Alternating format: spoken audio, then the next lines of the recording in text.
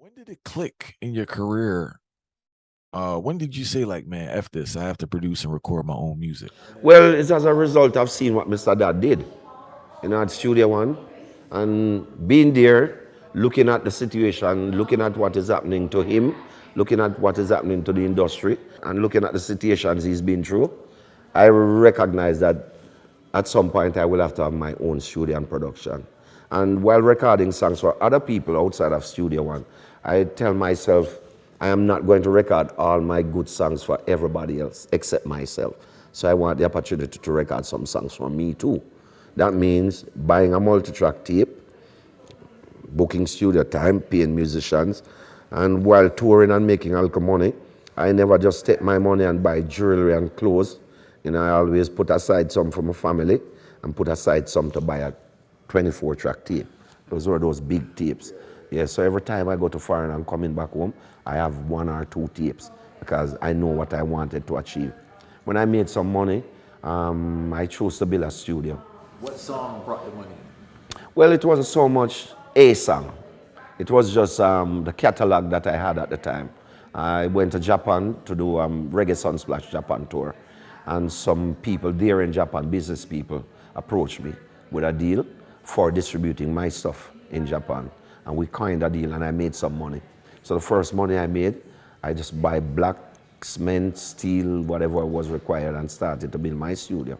Because I knew I needed my studio to fulfill all the work that I would have coming forward. And also too that if my kids loved it, at least we would have it. And that what I've been through from Studio One coming through, I recognize that I will be able to help a lot of other artists stemming from the positions that I've been through. And so when I built my studio, that was a vibe.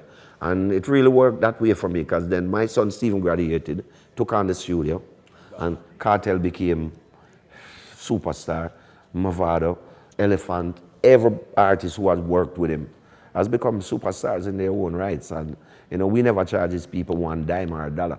It was our studio. We don't have security guard. Our gate is always open. But everybody know our style. We're not violent people. We're not into the gun thing. We're not into none of that. So the people who associate themselves with us are people who understand that. And we just show everybody love. And like I said to you, my studio can't benefit me alone. It would make sense. I hardly even use my studio, to be honest. It's everybody else use my studio. I only use my studio when I have projects to do. What did you see in Luciano? Because you produced Luciano. Yeah, when I first met Luciano, he was a star. I met a star. And I thought, Luciano and said you gonna, because it was you were. I saw a star. I saw a star. I saw a star in Luciano. His voice was so potent and his mannerism was perfect. How did you meet Luciano first? I met Luciano at, how did I meet Luciano? I'm not even exactly sure I met him, but I can tell you that we spent a lot of time at a studio called New Name Studio on Hagley Park Road. Lady Saw, Derek Barnett, a lot of folks were there at that studio. We were doing a lot of work at the time, and I'm running to Lucy, and I was recording some songs at the time. I was putting together my Jamaican Classics album. That's how it worked. And then Lucy was at the studio every day, and one day he came to me and said, "Yo, father, I said, boy, I love some of them rhythm where I'm making up." I'm gonna say, "Yeah, you interested for sing on some of them?" I'm say, "Yeah, man." So with this program, I set of rhythms, and the first one I gave him was "Shake It Up Tonight," because I recorded that song with the help of Dalton Brown, but I played everything: drum, bass, keyboards. Dalton played the guitar, and I love that track. I'm a Lucy, here's that track. So what you can do with this track? And sure enough, he came up with "Shake It Up Tonight," and I wrote a song on the rhythm called "Seek and You'll Find." And those two songs became number one in England. That was Luciano's first number one record. My song became number one, Lucy's became number one. And those two songs were juggling 1 and 2 for about eight weeks in London.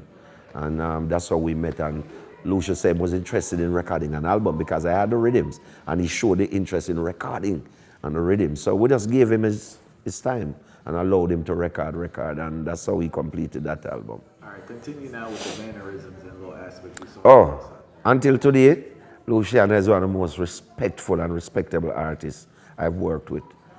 He hasn't changed from the time I met him to today. His mannerism is right on point. If Lucia walk in here, he's going to heal everyone with the kind of blessings that you're going to respect. You're going to feel honored.